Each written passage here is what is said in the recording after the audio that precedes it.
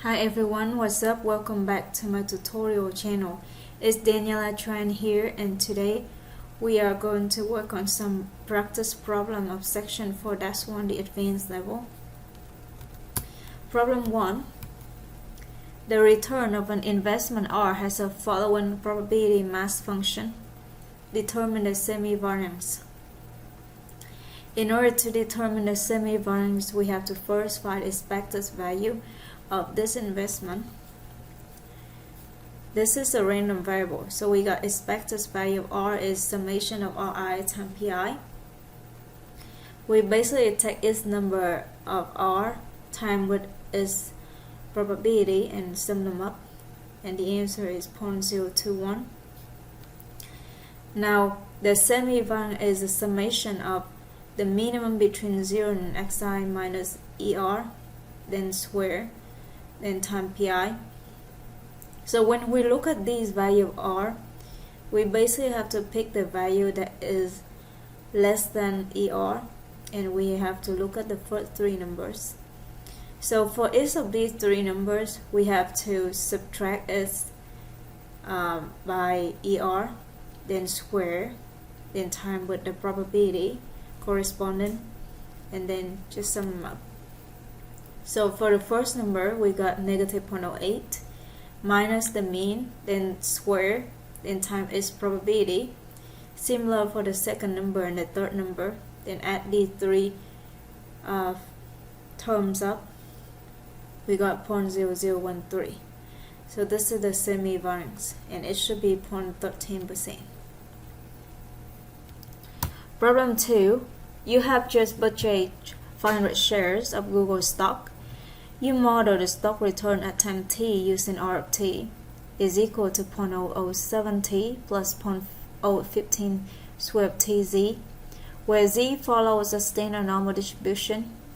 Determine the value at risk at alpha is equal to 5% for R is equal to 3. So first let's write down R of 3 by substituting t as 3. So we got R of 3 is 0.021 plus 0.015 square of 3 times z. Now in order to find the value at risk at alpha of R of 3, we have to first find the value at risk of z. The value of risk at of z at alpha is equal to 5% is z.95, which is the value of the standard normal curve that separate 95% lower from the 5% upper, and we got negative 1.645 using calculator TR-84. Now we substitute this value into z in order to find the value at risk of the model of the stock return. So hence the value at risk of the stock model at 5% is, we got 0.021 plus 0.015 square of 3 times z of 0.95, and substitute negative 1.645 into z.95. So the answer is negative 2%. And this is the value of risk at alpha is equal to 5% of R3.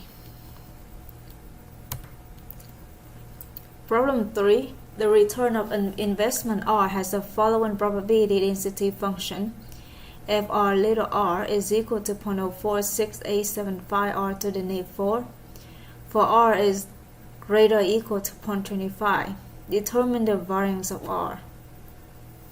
First, let's find the expected value.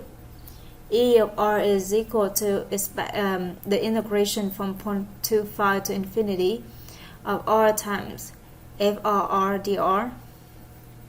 And this is basic calculate 2 and 3, calc 3 and 2, and we got expected value of the return is 0.375.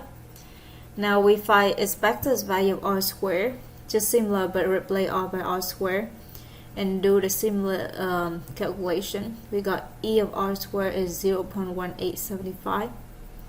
The invariant of R is ER squared minus ER whole square, which is 0.046875. So the answer is 0.047 by route to the 3 decimal places. Problem 4. The return of a project R follows a uniform distribution with the following probability density function.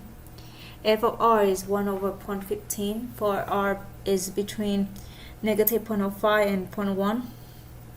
Determine the variance of risk and the tail value of risk at alpha is 0.05. First, let X be the value at risk at 0.05. So we have probability that R less than or equal to X should be 0.05. And probability that R less than or equal to X is the integration from negative 0.05 to X of the FRR. And it should be X plus 0.05 over 0.15. And because we use alpha at 0.05, so we got this fraction is equal to 0.05. And from this equation, we solve for X. We got X is negative 4.25%. That is the value at risk at 0.05. Now for the tail value risk, we have to find the average value of the tail, that section from the value risk. So the tail value risk here is expected value of R.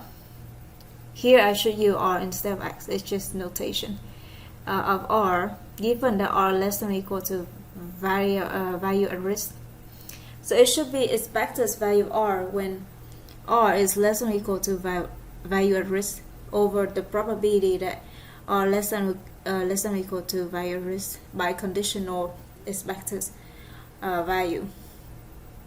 And then from the numerator, which have to derive the integration, and the denominator is just alpha.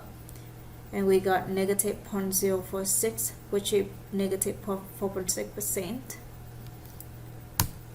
Alright, problem 5. Let X be a random gain from the operation of a company. You are given X is normally distributed with mean 42 and variance 6400. P is the probability that X is negative. K is the amount of capital such as the value at risk VAR at the 5th percentile for X plus K is 0. Calculate P and K. Alright, so here X is normally distributed but with mean 42 and variance 6400. And P is the probability that X is negative. So P is the probability that X is negative. Now we use standardization. We got this should be equal to probability that Z less than negative 42 over 80. And using calculator TI-84 or the Z table, we got this is 0.30. So P is 0.30. And now for K is the amount of capital such as the value of risk VAR at the 5th percentile for X plus K is 0. Calculate K. Here X is just the value of risk and K is just the negative of X. So in order to find X, we basically have to find the value of risk of Z and then time 80 and plus 42. 80 here is the square root of 6400, which is the standard deviation.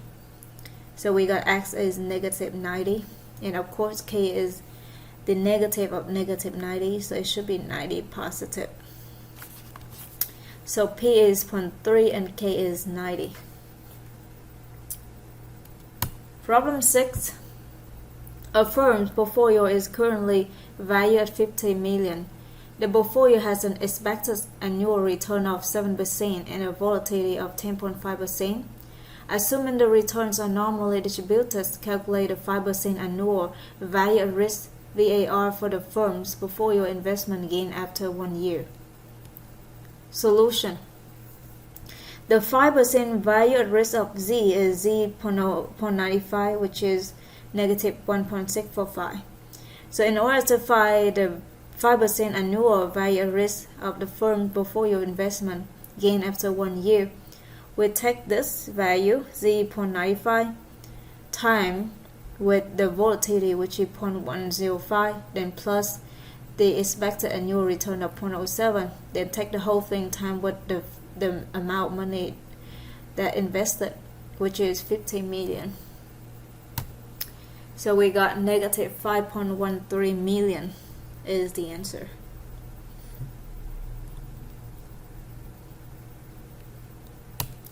Alright, that's it for today. Thanks so much for watching. I hope you guys enjoyed my video, and see you on the next video. Bye bye.